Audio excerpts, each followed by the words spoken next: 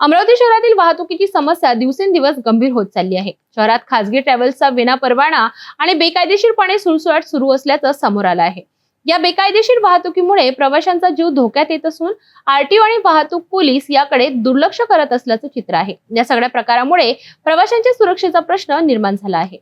अमरावती शहरातील बस स्थानकाजवळ एक धक्कादायक प्रकार समोर आला आहे। अमरावतीवरून परतवाडा येथे जाणारी जय बजरंग आणि प्रभात ट्रॅव्हल्स या खासगी बसेस बेकायदेशीरपणे चालवल्या जात आहेत। या बसेसना प्रादेशिक परिवहन विभागाकडून कोणताही परवाना नाही, असे असतानाही त्या दररोज प्रवाशांची वाहतूक करीत आहेत। या बसेस जैन छत्रालयाच्या समोरून बस स्थानकाच्या बाजूला उभ्या असतात। या बेकायदेशीर वाहतुकीमुळे नियमांची सर्रास पायमल्ली होत आहे।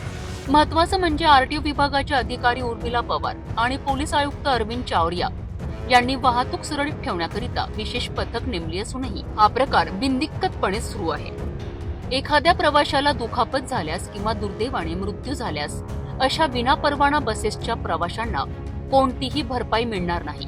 मग अशा परिस्थितीत याला जबाबदार कोण? आरटीओ विभाग की पोलीस विभाग? हा एक गंभीर प्रश्न आहे।